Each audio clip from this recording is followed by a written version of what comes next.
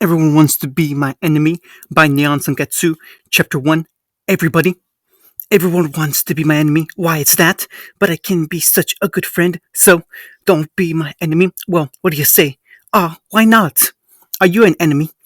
Powder was a brave girl. At least she liked to think so. Not as brave as Vander or Vi, but still pretty brave. It was the little things, bit by bit, breath by breath, baby steps. You had to crawl before you learned to walk, and walk before you figured out how to run.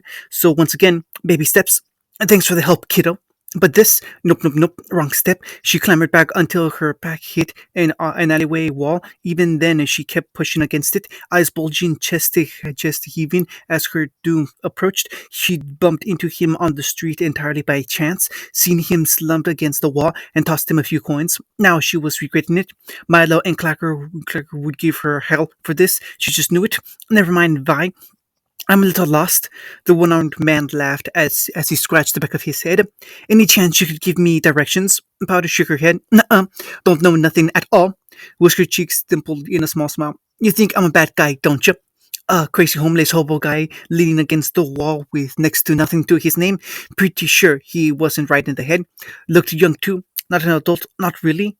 And yet, for all his injuries and tattered clothes, he looked utterly at ease. Somehow, that made her even more nervous. On the streets, it was the confident ones you need to watch out for, the laughing ones, the smiling ones. The lunatics and addicts would do terrible things to you, but it was the same ones that were the real danger. Their kind always had a plan. Those eerie blue eyes and wild hair didn't help. He must have seen some semblance of anxiety on her face too, because he lowered his good arm. Sorry, did I scare you? Powder flinched a little and shied away. Relax, I'm not gonna hurt you. Abruptly, his brow furrowed as he looked away. Oi, I'm getting to it, Kerma. And turning his face aside, he palmed one cheek and shook his head. Lay off. What the heck was Kerma? Weird guy. Was he talking to himself? Only the crazies down here did that. Maybe he was worse than she thought. Still, he might leave her alone if she just answered her questions. Her eyes flicked to the other side of the street, seeking safety. Do you know where the elemental nations are? He asked at length. I'm trying to get back to them. Nations, elemental. Powder wrinkled her nose and blinked at him. The heck are those? That whiskered visage closed down. You too, huh? His face went curiously blank as he regarded her. Everyone's giving me that same damn look lately. He tittered for a moment before he shook his head. Feels like someone wants to be my enemy these days. Quick as a flash, his smile returned tenfold. Well, you gave me enough for a meal, so I'll give you something in return. He pushed himself upright. What you want in return? What? As she looked on, the blond boy summoned a strange black staff to his good hand. What do you want? The question floored Powder, if only because it had been so very long since a stranger asked what she wanted. What did she want? The question pounced upon Powder and caught her flat-footed. She knew the answer, of course. It was simple. She wanted to be useful, strong, like the other kids, fast enough to help, brave enough to take risks. She wanted her blasted bombs to work, but most of all, she told him. He listened intently. Not a word was said, not one. Is that all? At length, the crazy blonde blinked. You want to protect your family? All right, he said, bobbed. I can do something about that, but first, his stomach growled a little. Is there anyone anywhere around here that serves a decent meal? Powder gulped once and dared a tentative smile. I might know a place. Vander had made a career of reading people. Make no mistake, his fighting days were done and behind him. He could still scrap with the best of them, with mind you, but these days he fought with words, not his fists. Hound of Zon, they called him. He'd been a terror, a killer of killers, slayer of men. But this fellow, he took one look at the man standing at his doorway and saw a fox, both a trickster and prankster, a smiling face that hid great power beneath a cheery facade. He wasn't even looking his way. Wide blue eyes took in the pub and those within, regarding it all as he gasped like a fish. And yet that was undoubtedly Powder holding his hand as she tugged him along, chatting to him as only a child could. Powder, who usually knew better than this. Powder, who'd just made a new friend. Vander's brow shot into his hairline. Well, I'll be. A new player had entered the game. Previous. But you only have one arm. I mean, you can't really do much with one arm, but Naruto raised his stub and a golden claw of chakra sprouted from it. Wanna run that by me again? Her jaw clicked open. That's wicked. Teach me. Yeah, this is the one thing I can't teach or give ya. Sorry. She is not a jinx. Call her that again, and I'll break your everything. Fiddlesticks. Nope, fuck that. Not having it. Vi wrinkled her nose. You smell funny. Naruto tittered a little. That's all you have to say. Vander whistled at the gaping hole he'd left in the wall. Not bad. He thumbed his chin, considering it. Bit sloppy, though. Who taught you how to throw a punch? No one, really. Naruto rolled his cold shoulder. I'm mostly self-taught. Hand over the cloak, cripple. They were robbing him. Really? This was actually happening? A sigh trickled into the air. Have it your own way, Kurama. Hand over the cloak. His body blazed cold. Shadows flashed in the alley. Limbs snapped. His would-be robber screamed. Silco, was it? Naruto crossed one leg over the other. I heard you've got ideas. Let's talk. I have nothing to say to you. A shadow clone pulled up a chair. No, the original smiled. I think you do. You misunderstand. You're all going to get along, one way or another. He lifted them by their shirts. Do you understand? Kill them! No, no one dies here today. A demon stalked through the smoke. End of chapter 1. Everybody Wants to Be My Enemy by Neon Sanketsu. Chapter 2. Keeping a Promise. Look, I'm really not here to cause trouble, really. I'm not your enemy, so let's be friends, huh? Alright, I'll bite. Why are you so keen on even helping Powder in the first place? Because I made a promise, and I never go back on my word. A man of principle, then. I can respect that. Great, so I've got a few ideas. Fox and Hound, keeping a promise. How'd you lose the arm? Of all the questions Naruto had expected today, that was not one of them. Vander had already subjected him to the usual battery of inquiries. Who was he? Why was he here in the Undercity? What had he promised Powder? Why was she following him around like a lost kitty? Was he a danger? But that one, it actually brought him up short. Kurama scoffed in the back of his head. Saw that coming. Well, bracing his good limb against the bar, he pushed himself upright and faced the barkeep fully. Suppose someone had to ask sooner or later. His reward was a fresh bowl of ramen, all but brimming with noodles and broth. While not quite the fine fare he favored from Ichiraku, Zan's equivalent proved more than adequate enough to suit his tastes. He tucked into it with a happy hum. Say what you would about this hound of the underground, but Vander made a mean dish. It also gave him time to consider his answer. Lost it saving a friend, he said at last, unable to hide the grimace from his face. Liar, an awful low voice hissed in the back of his head. You killed me, Naruto. You let me die. No, his mind rejected the notion wholesale. I didn't kill anyone. He was alive. I felt it. His last coherent memory consisted of lying there on the ground, bleeding out beside Sasuke, a feeling the earth shift underfoot like water, an awful feeling accompanied by a low roar, and then nothing. He had opened his eyes 3 days ago to find himself somewhere else. His regeneration had kicked in soon thereafter, and while it had healed the worst of his wounds, it did nothing for his guilt. It gnawed at him. Stop, he flinched. You don't know that if I survived, so did he. It was just a little blood loss. He'll be fine. Hey, Kurama jabbed him, shattering his reverie. Stop spacing out and focus. He's talking to you, for crying out loud. He'd been talking to himself again, hadn't he? He needed to get a grip. I'm sorry, he blinked back at Powder's old man. Want to run that by me again? Vander quirked a gray brow. I said that's a respectful thing to do. Must have meant a great deal to you, this friend of yours. Those words were spoken kindly, but they struck Naruto hard, a proverbial fist to the confidence, more powerful than he could put into words. His head bowed him. Rather than answer, he turned back to his meal and focused wholeheartedly on devouring it. At length, he swallowed and managed a nod. Yeah, I'll cut to the chase then. A bottle sunk down beside his bowl, drowning his eye. What do you want with Powder? Naruto blinkled a bit as he polished off the last of the broth in the bowl. And now they came to the meat of the matter. A few good meals had replenished his stamina, but this line of inquiry threatened to drain it from him all over again. He found himself grateful he should run off with her siblings, if only to spare her the awkwardness of this conversation. He could always track her down later. I'm training her, he answered at length. No point in lying. She did me a favor, and now I'm paying her back. Eye for an eye, that sort of thing. Nothing like that. His hand dipped into the worn pouch at his side and came up with a golden coin. It danced between his knuckles as he flexed his fingers. I was starving. She gave me money for food and brought me here. Vander propped an arm on the counter. Why her? Naruto feigned a shrug. Why indeed? Because he pitied her, because she reminded him of himself at that age, because she'd seen a starving man on the corner and immediately gave him what little money she had. The list went on. They'd be here all day if he stopped to list everything. In the end, he settled for a more ambiguous answer, because she'd earned it. Vander didn't relent. His eyes were stern as steel. Earned what exactly? Naruto stole a wry glance at his marked hand, eyeing the pale white circle within. He should have lost it with his dominant arm, but rather than fade, that strange mark had simply moved to his other palm. Even now, he felt it slowly replenishing itself, feeding off of his and Kurama's chakra, even as it empowered them to new heights.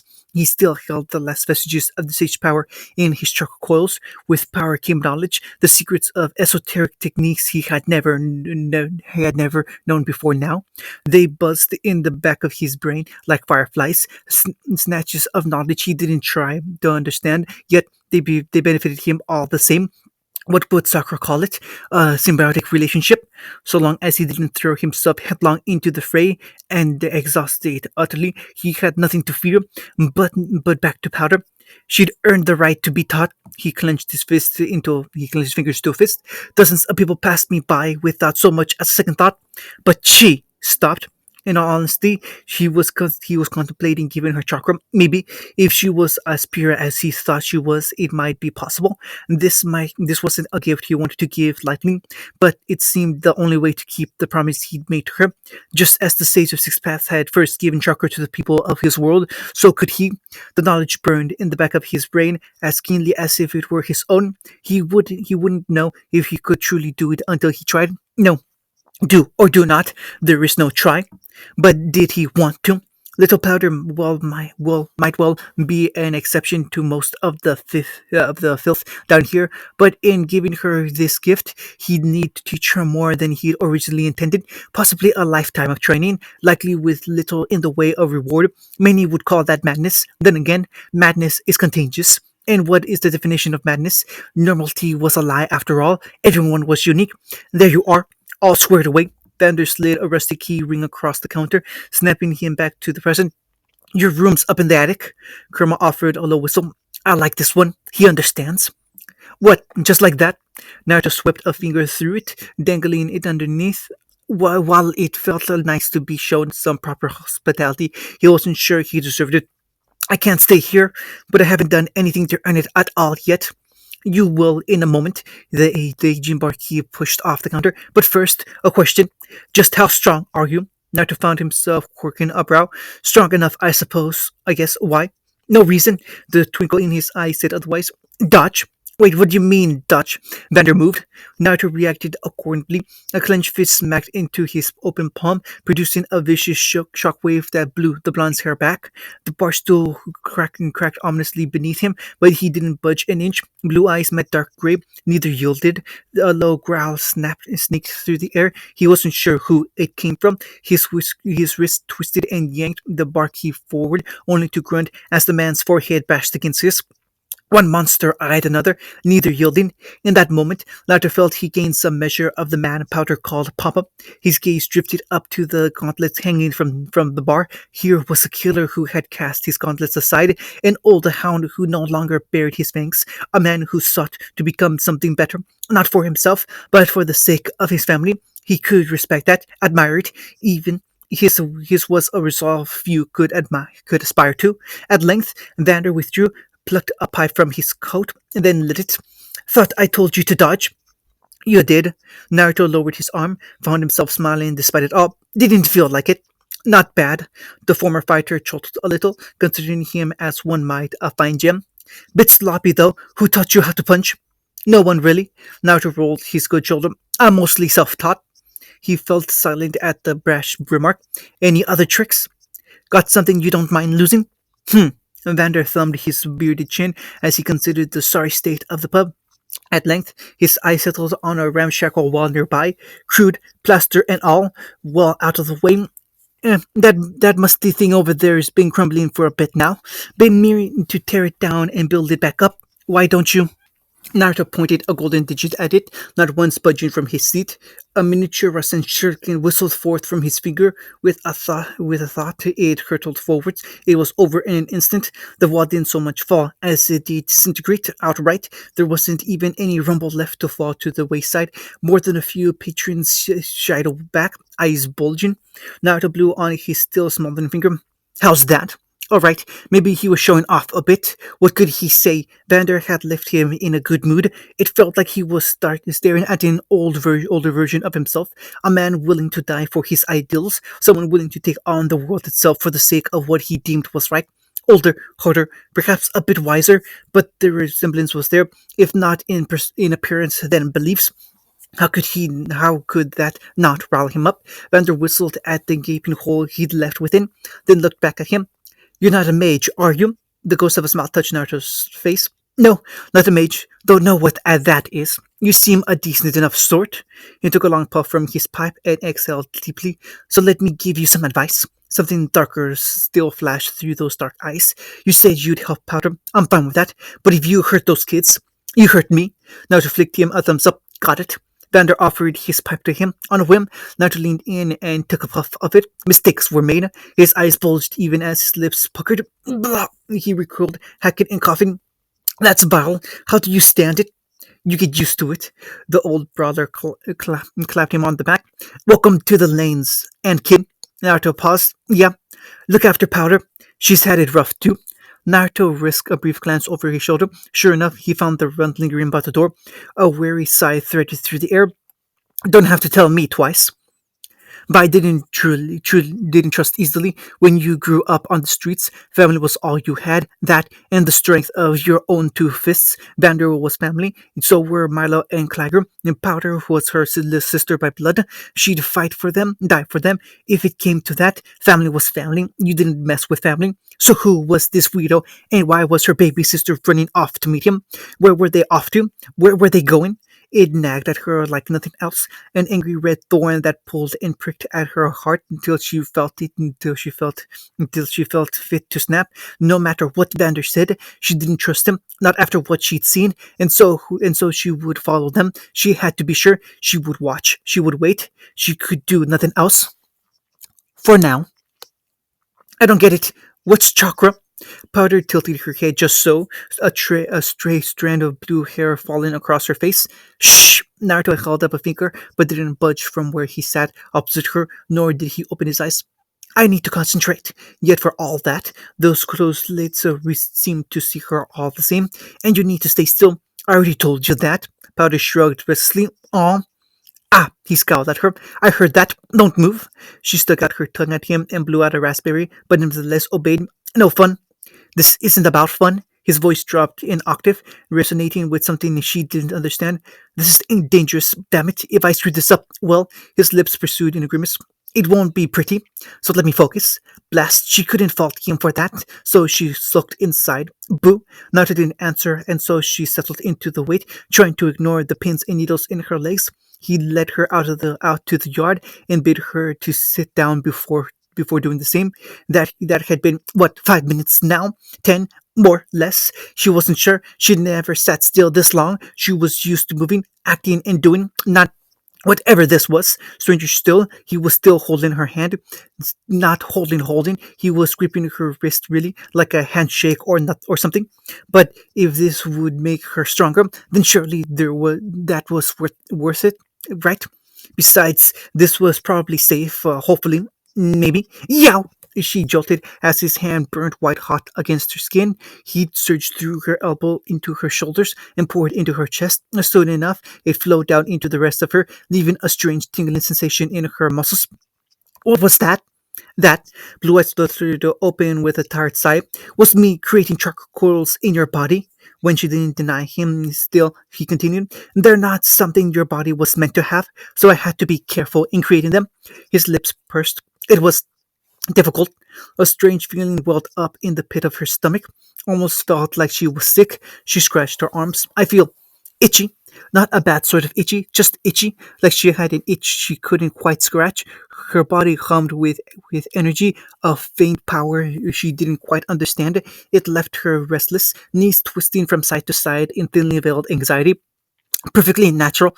Naruto climbed to his feet and flicked her forehead, drawing a petulant whine from her. You've not used those coils yet. If you don't, they'll atrophy. All right, that made a lick of sense, but a question persisted. Will they make me stronger? With patience and the right training? Those keen orbs narrowed on her intently. Look, kiddo, this is a very important gift. He thrust a finger forth, gently jabbing her shoulder, and not something I gave out lightly. And don't misuse it. You hear? He mistook her silence for an acceptance and bolted on. I'm not the best teacher for this sort of thing, but I'll give it my best shot. Just like that, yep, his smile was pure as the sun, and tears burned in her eyes. Why me, though? Why give me this? She didn't deserve a gift like this. She was a jinx, a screw up. Her bombs never worked. She wasn't just unlucky, she was cursed. Surely this would go wrong too. Naruto faltered a little beneath her teary gaze, coughed into a fist, and looked away. Because I made a promise. I don't go back on my word. Powder wanted to believe him. Really, she did. Until fear reared its ugly head once more. But I always jinx everything. No. His staff slammed down, splitting the earth and startling her like, don't talk like that. You're not a jinx. You'll never be a jinx. Not if I have anything to say about it. For a fleeting moment, he loomed large over her, casting her in his shadow. I've been where you are now. I had nothing. No, less than nothing. Nobody believed in me at first. I had to sacrifice and bleed and sweat and cry to get where I am now. Pater gulped once. But fortunately, I had helped, and so will you. When he offered her his hand, she latched onto it. He pulled her upright. We'll start with the basics. His step clicked down, gently this time. I want you to focus on that itchy feeling in the pit of your stomach. When her brow furrowed, he hastened to explain. That's your chakra. You have it now, but it's next to useless if you don't know how to use it. So we'll start with. But you only have one arm. Her mouth betrayed her, interjecting as her eyes slitted to the nub of his lip. I mean, you can't really teach me with one arm, but Naruto smirked and raised his stub. A giant golden claw of chakra sprouted from it. Powder balked as she looked on it. As she looked on, it grew in size, easily larger than she was tall. Still smiling, he casually reached over, seized an empty metal barrel, and crushed it like a can of soda. The ruined remnants crashed to the dirt at her feet. Want to run that by me again? Her jaw clicked open. That's wicked. Teach me. Sorry, his eyes flashed once, prompting another gulp from her. A little one this time. This is the one thing I can't teach or give you. Shoot, pouted Kate at the ground. Well, that sucks. I'm still weak then, still useless. Perhaps sensing her sorrow, Naruto sighed. His marked hand mussed her hair. Not for long now. Now then, ready for your first lesson? Powder perked up and snapped off a salute. Her teacher chortled softly. That girl? Previous? What do you want with my sister? Me? I'm just keeping a promise. We hit a house. Did you? Not crooked a brow. Any good loot? Potter opened the heavy sack. A low whistle was her reward. All that training really paid off. Her grin was nothing short of euphoric. I kicked ass and look at these. She held up a trio of tiny glowing spheres. Aren't they pretty? Naruto felt the hairs on the back of his neck stand on end. What are those? Kurama hissed in his head. Nothing good. The hound of the underground and the fox forged from fire. Best not mess with those two. And why is that? A hand clamped down on Deckard's shoulder. Because, someone hummed in his ear, you might not survive. Touch those kids again, and I'll eat you alive. Fascinating, simply fascinating. And you say you're not from this world? Why, after that display, I dare say I believe it. Naruto's brow shot straight into his hairline. And you are? Professor Heimerdinger, at your service. Real power doesn't come to those who were born faster, stronger, or even the smartest. It comes to those who will do anything to achieve it. On that, I'm afraid we'll have to disagree. I don't want power, never have, never will. I just want to keep my promise. You have Vander's spirit, boy, and you're not afraid to fight. I'll give you that. But this only ends one way. You're right. It ends with you listening to me. I can be very persuasive. End of chapter 2.